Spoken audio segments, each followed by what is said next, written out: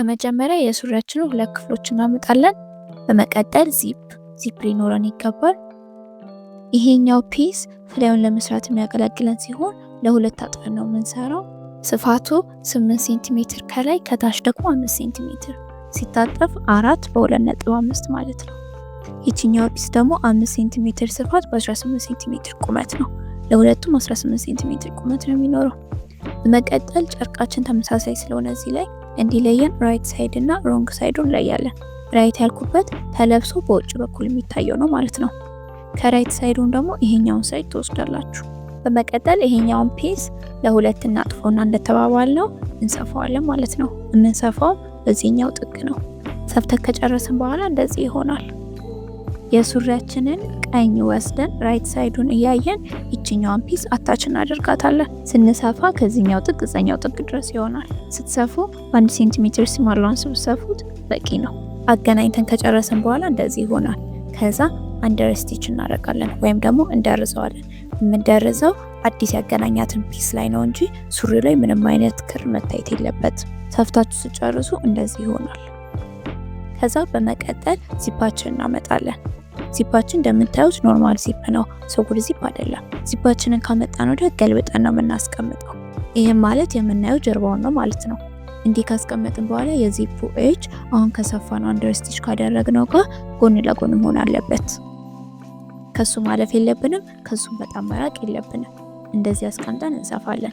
ትክክለኛ መስመር እንዲመጣላችሁ የዚፑ ኤጅ በዚህኛው ሳይድ ያለውን ከፉቱ ኤጅ ጋር አንድ ላይ በማድረግ ቀጥታ መስመር ማስመር ትችላላችሁ። ሰፍተን ስንጨርስ እንደዚህ ይሆናል። ከዛ እንገለብጠዋለን። በመቀጠል ቅድም የሰፋነው እናመጣና ካልተገናኘው የዚፕ ፓርት ጋር እናገናኘዋለን። ስናገናኘው ግን ቁመቱ ከቅድሙ ጋር እኩል መሆን አለበት።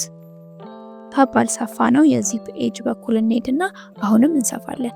እንደ ቅድሙ ስትሬት ላይን እንዲሆንላችሁ ከፈለጋችሁ የዚፑን የጨርቁን ኤጅ ከፉት ኤጁ ጋር እኩል በማድረግ ቀጥታ ማስመር ትችላላችሁ። ከዚህ ጋር ዚፑ ሲከፈት የሚያርፈው እዚህኛው ላይ ይሆናል ማለት ነው። ከዛ ይሄኛውን ስለጨረስን በቀኝ በኩል ያለውን ከግራ በኩል ካለው ሱሪ ጋር እናገናኘዋለን።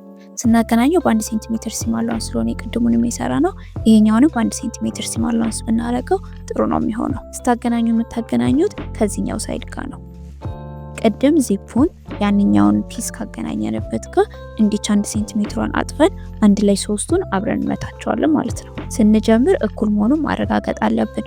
ሱሪው ከፍና ዝቅ ማለት ስለሌለበት ያጠፍነውን የግራ ሱሪ ቅድም የሰፋነው ስቲች ላይ እያሳረፍን አንድ ላይ እንሰፋቸዋለን። ልጨርሱ ስትሉ ግን እንደዚህ እንከፍተዋለን። ይህም በኋላ ላይ ከዚህኛው ሳይድ ጋር ስለሚገናኝ ነው። እንደዚህ አድርገን ከሰፋነው ላይ እንደምታዩት ፍላያችንን ኦልሞስት እየጨረስን ነው። አሁን የሚቀረን እዚህ ጋር ያለውን ክራች ከርቭን ማገናኘት ነው። የቀኝና የግራውን ሱሪ ማለት ነው። ስናገናኝም የቱ ጋር እንዳለቀ ማርክ ታደርጉበታላችሁ። ቅድም የሰፋ ነው የቱ ጋር እንዳለቀ እንድናቀው። ከዛ በኋላ የቀኝና የግራውን እኩል በማድረግ እስከ መጨረሻው ቅድም እስካገናኘው ድረስ እንሄዳለን። ሰፍተን ስንጨርስ እንደዚህ ይሆናል። ፍላዩ ገብቷል። ፍላዩ የሚቀመጥበት ያኛው ፒስ ገብቷል። ከዛ ቀኝና ግራ ሱሪም ተገናኝተዋል። በመቀጠል ከርቫን እንሰራታለን። ከርቫን ስንሰራ መጀመሪያ ገና ያኛውን ፒስ ሳናስገባ መስራት እንችል ነበረ። ካልሆነ ግን አሁን ላይ የምሰሩት ከሆነ ግን ሜክ ሹር ያችኛዋን ፒስ አብረን እንደማንሰፋት። አብረን ከሰፋነው ዚፑ ቢከፈትም ስቲል ዝግ ነው የሚሆነው፣ ያኛውን አብረን ስለሰፋ ነው። ከርቡ በትክክል እንዲመጣላችሁ አሰመራችሁትን መስመር ተከትላችሁ ሜክ ትችላላችሁ። ከዛ ይሄኛው ደግሞ እንደዚህ እንዳይሆንብን አብረን ብናገናኘው ጥሩ ነው። ስለዚህ እኔ እዚች ጋር ድጋሚ ደግሚያታለሁ። ከግማሽ ከርቭ ጀምሮ ሰፍተን ስንጨርስ እንደዚህ ይመጣል። ዚፓችንን ስንከፍት የሚያርፈው ሌላኛው ፒስ ላይ ነው ማለት ነው። ስለዚህ ፍላይ አሰራር እንደዚህ ነው። ሁሉ ነገር ተገናኝተዋል። ሱሪያችን ፍላይ ያለው ሱሪ ሆኗል።